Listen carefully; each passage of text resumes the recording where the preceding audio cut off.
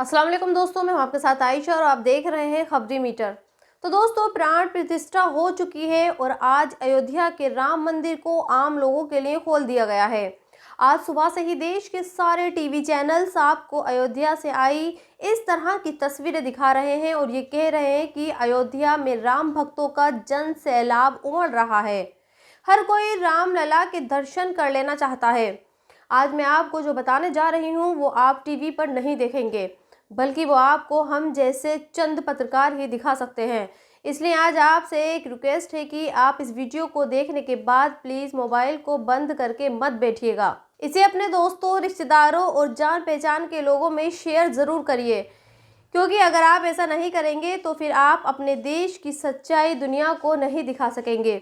तो बात दरअसल ये है कि कल जब पीएम मोदी अयोध्या में प्राण प्रतिष्ठा कर रहे थे और ये कह रहे थे कि अयोध्या में रामलला आ चुके हैं, तब देश के दूसरे हिस्सों से कुछ इस तरह की तस्वीरें भी आ रही थीं। देश की मेजॉरिटी मुस्लिम मोहल्लों में तांडव कर रही थी और ये दिखा रही थी कि अब ये देश संविधान और कानून से नहीं बल्कि उनकी मर्जी से चलेगा। तो चलिए सबसे पहले आपको तेलंगाना लेकर चलती हूँ, जहां जय श्री राम के नारे लगाने वाली भीड़ ने एक मुस्लिम दुकानदार जिसका नाम अब्दुल कादिर था, उसकी फलों की दुकान को आग के हवाले कर दिया। आप तस्वीरें देख सकते हैं, दुकान से आग की लपटें उठ रही हैं। दूसरी तस्वीर बिहार के दरभंगा से आई। यहाँ राम को मानने वाले राम भक्तों ने शोभा यात्रा निकाली और जब ये शोभा यात्रा कब्रिस्तान के पास पहुंची तो इस भीड़ ने उस कब्रिस्तान को भी आग के हवाले कर दिया। वहां के रिहायशी मुसलमानों का ये भी आरोप है कि इसी भीड़ ने कब्रिस्तान के पास मस्जिद को भी फूंक डाला। और तीसरी तस्वीर उसी उत्तर प्रदेश से आई जहां राम मंदिर बना है। यूपी के लखनऊ में तो कुछ ऐसा हुआ जिसकी कल्पना तक नहीं की जा सकती। यहाँ हुनूदी भीड़ ने मुसलमानों को न सिर्फ देशद्रोही बताया बल्कि एक ऐसा गाली वाला गाना बजाया जिसे मैं बता नहीं सकती। लेकिन आज मैं चाहती हूँ कि मेरे लेफ्ट साइड पर आप ये देखें और गौर से पढ़ें कि लखनऊ में भीड़ ने वो कौन सा गाना बजाया और इस गाने के बोल क्या थे। यूपी के बाद महाराष्ट्र में भी ऐसा ही कुछ देखने को मिला। यहाँ मुंबई से सटे मीरो रोड पर मुसलमानों की प्रॉपर्टीज़ के साथ तोड़फोड़ भी की गई। और जानते हैं ये सब जब हो रहा था जब अपने देश के प्रधानमंत्री क्या कर रहे थे। वो पीएमओ यानी प्रधानमंत्री आवास पर दिए जला रहे थे। उन्होंने बाकायदा दिए जलाने का एक प्रॉपर वीडियो शूट कराया और फिर इस वीडियो को देश की मीडिया को दिया और देश की मीडिया ने भी इसे खूब चलाया। मीडिया इस वीडियो को दिखा रहा था और देश के अलग अलग हिस्सों में मुसलमानों की दुकानों और धार्मिक स्थलों को आग के हवाले किया जा रहा था। और जानते हैं कि आज शाम को प्राइम टाइम में आपको क्या बताया जाएगा? आपको ये बताया जाएगा कि देखिए ये देश हिंदुओं का है और ये हिंदू जब अपनी धार्मिक यात्रा किसी मुस्लिम मोहल्ले से निकालते हैं तो उन पर पत्थरबाजी की जाती है, उन्हें रोका जाता है। जैसे आप ओप इंडिया नाम की इस वेबसाइट की हेडलाइंस को देखिए। ओप इंडिया ने तमाम टीवी चैनल्स को आज का टॉपिक दे दिया है। अब सारे गोदी मीडिया एंकर शाम को टीवी पर बैठकर मुसलमानों को दोष देंगे और ये कहेंगे कि इन मुसलमानों से राम मंदिर बर्दाश्त नहीं हुआ, लिहाजा इन्होंने देश के अलग अलग हिस्सों में शोभा यात्राओं पर हमले किए और इसके बाद पुलिस और प्रशासन उन अटैक करने वालों की पहचान करेगा और फिर बुलडोजर लेकर उनके घरों पर जाएगा और उनके घर मटिया मेट कर देगा। गोदी मीडिया के एंकर्स आपको ये नहीं बताएंगे कि राम की शान में शोभा यात्रा निकालने के लिए क्या हथियारों का लहराना जरूरी है।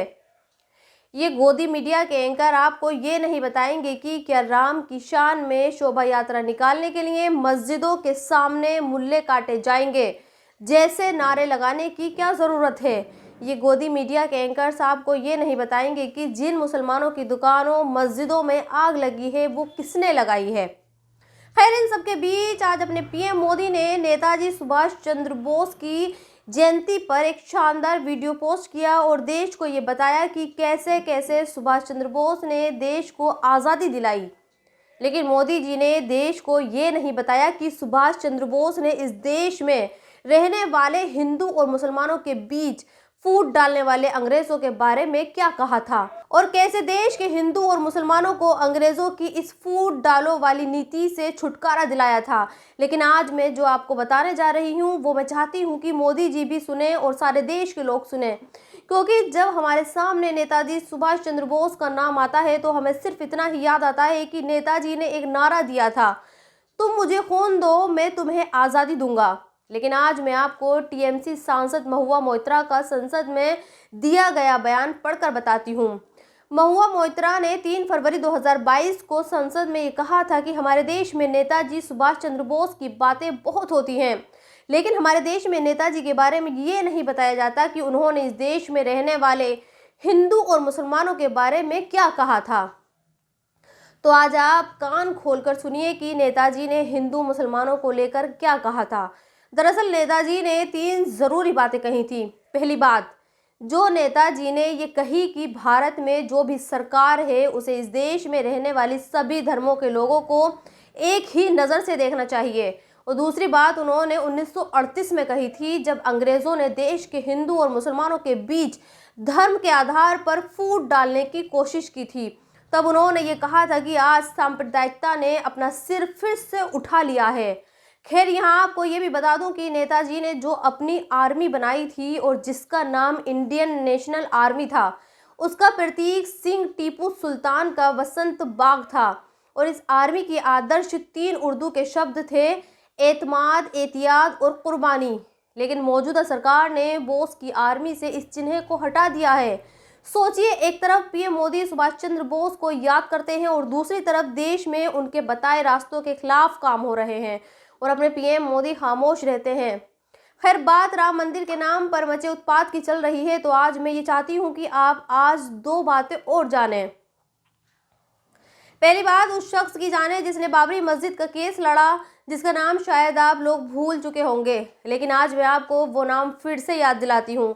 उनका नाम राजीव धवन है। राजीव धवन ने टाइम्स नाउ के एक इंटरव्यू दिया और ये कहा कि 22 जनवरी को जो कुछ भी हुआ और देश में जो कुछ भी हो रहा है वो ये इशारा करता है कि ये देश हिंदू राष्ट्र की तरफ बढ़ रहा है, जो कि संविधान के खिलाफ है। खैर, इसमें कोई शक भी नहीं है कि ये देश हिंदू राष्ट्र की तरफ बढ़ रहा है। सोचिए, बाबरी ढांचा का जब सुप्रीम कोर्ट ने फैसला दिया तो ये कहा कि जहां बाबरी मस्जिद है वहां मंदिर बनेगा और मस्जिद को किसी और जगह शिफ्ट किया जाएगा। इसके लिए जो ट्रस्ट भी बनाए गए जिन पर मंदिर और मस्जिद बनाने की जिम्मेदारी थी, लेकिन आज मंदिर बन चुका है और मंदिर का उद्घाटन खुद पीएम मोदी कर चुके हैं, लेकिन मस्जिद का कोई अता पता ही नहीं है। खैर, अयोध्या में ही अब आप इन बुजुर्गों को भी सुनिए। इन्होंने रिपोर्ट के सवालों का भी जो जवाब दिया है वो आज देश के हर मुसलमानों को पता होना चाहिए और आज देश के हर मुसलमानों को बिना डरे यही कहना चाहिए कि इन बुजुर्ग ने कहा है वो सही है। तो चलिए आप भी ज़रा इन बुजुर्गों को सुनिए। मेरे घर में उस मस्जिद से चिराग जलता था। अच्छा, वो बाबरी मस्जिद थी। हाँ, लेकिन वो मंदिर तोड़ के बनाई गई थी ना, सवाल तो यही है। कोर्ट ने क्या कहा है आपको? क्या कहा कोर्ट ने? कोर्ट का फैसला सुना है? क्या सुना? क्या सुना? उनका साक्ष्य निकले अंदर से, एएसआई की रिपोर्ट बता रही है। कोर्ट ने क्या कहा आपसे? यही कहा था। कोर्ट ने फैसला क्या दिया? फैसला क्या दिया? राम मंदिर था वहां पे, राम मंदिर बनेगा। कभी मंदिर नहीं तोड़ी गई, कभी मंदिर नहीं तोड़ी गई। फैसले को आप पढ़ें। आप ये तो लिखा फैसले में? हाँ, फैसले में लिखा है, आप पढ़ें। नहीं, ऐसा नहीं लिखा। आप पढ़ें, फैसला पढ़ें। सुप्रीम कोर्ट ने फैसला, सुप्रीम कोर्ट का फैसला पढ़ें आप। हाँ, तो फिर कैसे मंदिर बन गया अगर सुप्रीम कोर्ट ये कहता है? ये जिसकी लाठी उसकी भैंस। तो दोस्तों, सुना आपने, हमें भी इस बुजुर्ग से सीखना चाहिए। और जब कोई हमसे ये सवाल करे कि क्या आप अयोध्या के राम मंदिर से खुश नहीं हैं, क्या आपको यही लगता है कि बाबरी मस्जिद को मंदिर तोड़कर बनवाया गया था, तो हमें भी उससे यही कहना चाहिए कि जाकर सुप्रीम कोर्ट का ऑर्डर देखिए और पढ़िए, जिसमें यह साफ साफ कहा गया है कि बाबरी मस्जिद को मंदिर तोड़कर नहीं बनाया गया था और मंदिर बनाने का फैसला सबूतों के आधार पर नहीं बल्कि भावनाओं के आधार पर लिया गया था। तो दोस्तों, आज के इस वीडियो में इतना ही। आप भी अपनी राय कमेंट्स बॉक्स में लिखकर मुझे ज़रूर बताएं और अगर अब तक आपने मेरे चैनल को सब्सक्राइब नहीं किया है तो प्लीज़ सब्सक्राइब ज़रूर कर दें। शुक्रिया।